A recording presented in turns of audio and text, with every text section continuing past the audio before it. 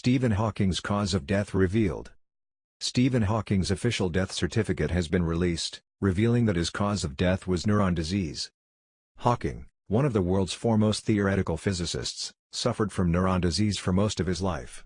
It is an early-onset form of ALS, which is relatively rare. According to the death certificate, which was obtained first by TMZ, the disease was the primary cause of his death. Neuron disease did not begin to affect Hawking until he was nearly done with his undergraduate studies. He got an official diagnosis in 1963 at the age of 21.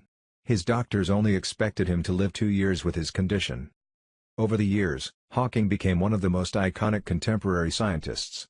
He did groundbreaking work in cosmology and theoretical physics throughout his life, and wrote a number of best-selling books. He also became a cultural icon, representing the triumph of brain over brawn and the idea that differently abled people have so much more to offer when they are given a chance.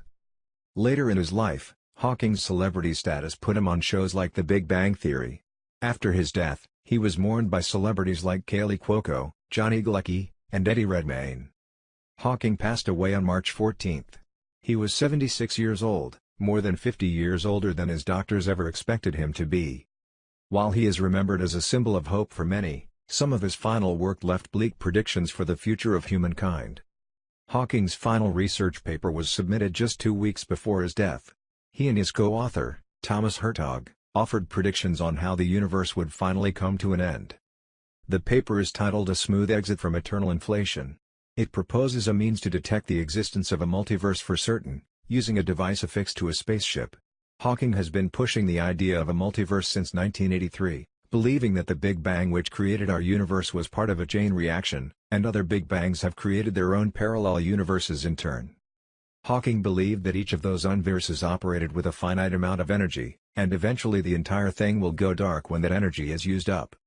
As for humanity itself, Hawking felt certain that the Earth would be reduced to a ball of fire within 600 years.